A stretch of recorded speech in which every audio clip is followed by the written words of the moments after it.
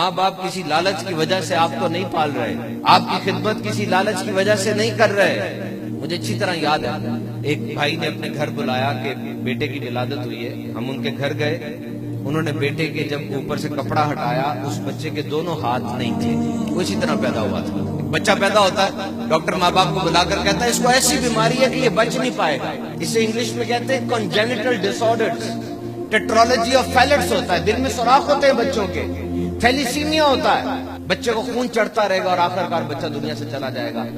ماں باپ کو ڈاکٹر نے کہہ دیا کہ بچہ نہیں بچے گا، کیا ماں باپ اس بچے کو اٹھا کے کچرے کے ڈھیر میں پھینک دیتے ہیں؟ لاکھوں روپے لگتے ہیں، ماں باپ قرضہ اٹھا لیتے ہیں، لیکن اس ننھی سی جان کو بچانے کی کوشش کرتے ہیں۔ ایسا ہوتا ہے کہ نہیں بتائیے؟ آج ایک نوجوان اپنے بوڑھے باپ کی خدمت کر رہا ہے، اس کا پخانہ بھی صاف کرتا ہے، اس کو اٹھا کے لے کر جاتا ہے، ہر طرح سے اس کی خیر گیری کرتا ہے۔ میں نہیں کہتا اس نوجوان کے دل میں کوئی بات آئے گی، لیکن کیا معاشرہ، کیا خاندان، کیا ہمسائے اس کے کان میں ڈالتے نہیں ہیں؟ اللہ بابے کو پردہ دے دے، جوان بیٹے کے اوپر بوجھ بنا ہوا ہے۔ ایسی باتیں ہوتی ہیں نا، ہمارے خاندان میں، ہمارے معاشرے میں ہوتی ہیں۔ اب مجھے ایمان سے بتاؤ، ایک چھوٹا بچہ جو بستر مرگ پر ہو، ڈاکٹر جواب اس کو دے چکے ہو، کیا کبھی باپ نے اور ماں نے یہ جملہ بولا ہے، سوچا ہے کہ اے باری تعالیٰ میرے بچے کو پردہ دے دے؟ وہ کبھی نہیں سوچ سکتا، وہ کبھی نہیں بول سکتا۔ تو ماں باپ اپنے بچے کو بغیر کسی لالچ کے پالتے ہیں۔ پھر فرمایا کہ اللہ تعالیٰ انسان کی پیدائش میں حقیقی موثر ہیں اور والدین ظاہری موثر ہیں۔ پھر فرمایا جس طرح اللہ تعالیٰ اپنے نافرمان بندوں پر انعام فرماتا اور انعام فرماتے ہوئے ملول نہیں ہوتا، رنجیدہ نہیں ہوتا، اسی طرح ماں باپ بھی اپنی نافرمان اولاد پہ شفقت کے دروازے بند نہیں کرتے۔ جس طرح خالق دو نہیں ہو سکتے، ہم سب کا رب ایک ہے، اسی طرح ماں باپ بھی دو نہیں ہو سکتے۔ ویسے تو حدیث پاک میں ہے تمہارے تین باپ، ایک وہ جس نے تمہیں پیدا کیا، بایولوجیکل فادر، اوریجنل فادر، اور ایک وہ جس نے تمہیں بیٹی دی، اور ایک وہ جس نے تمہیں سکھایا جو تمہارا استاد ہے، لیکن اوریجنل بایولوجیکل فادر وہ ایک ہی ہوتے ہیں۔ پھر فرمایا والدین کبھی بھی اولاد کی ترقی میں کمی نہیں کرتے۔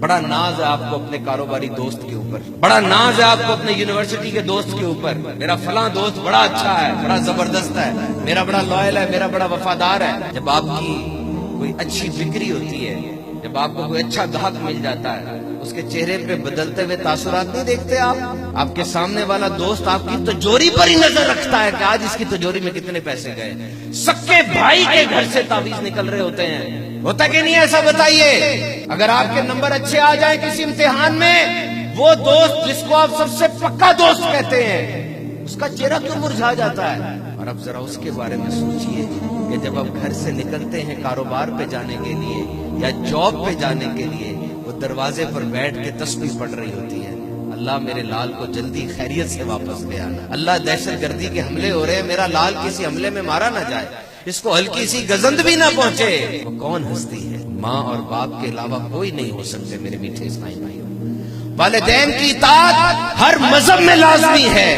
بے عقل حیوانوں کے اندر بھی ماں کی اور باپ کی عزت اور باپ باپ کی محبت ہوتی ہے بچوں کے لیے۔ جس طرح رب تعالیٰ کی عبادت ہر نبی امتی شاہ و گدا پر فرض ہے، اسی طرح ماں باپ کی عزت بھی سب پہ فرض ہے۔ تو کوئی یہ دعویٰ نہیں کر سکتا کہ میں نے اللہ کی عبادت کا حق ادا کر دیا، پیارے آقا صلی اللہ علیہ وسلم کی مدحت کا، آپ کی نعت کا حق ادا کر دیا، اور کوئی یہ بھی دعویٰ نہیں کر سکتا کہ میں نے اپنے ماں باپ کی خدمت کا حق ادا کر دیا۔ ایک صحابی نے بارگاہ نبوی میں عرض کی، یا رسول اللہ، ایک رستہ تھا، اس میں گرم پتھر پڑے تھے، اتنے گرم تھے کہ اگر گوشت ڈالا جاتا گوشت بھی کباب بن جاتا۔ میں نے اس رستے میں اپنی ماں کو اپنی اوپر سوار کیا اور 6 میل تک پیدل گیا ہوں۔ مجھے بتائیے کیا میں نے اپنے ماں کا حق ادا کر دیا؟ میرے آقا علیہ الصلوۃ والسلام نے فرمایا، تیرے پیدا ہوتے وقت جو درد کے جھٹکے اس نے سہے تھے نا، اس کے ایک جھٹکے کا بھی بدلہ تو نے ادا نہیں کیا۔ تو میرے میٹھے اور محترم اسلام بھائیوں، یہ شان ہے ماں باپ کی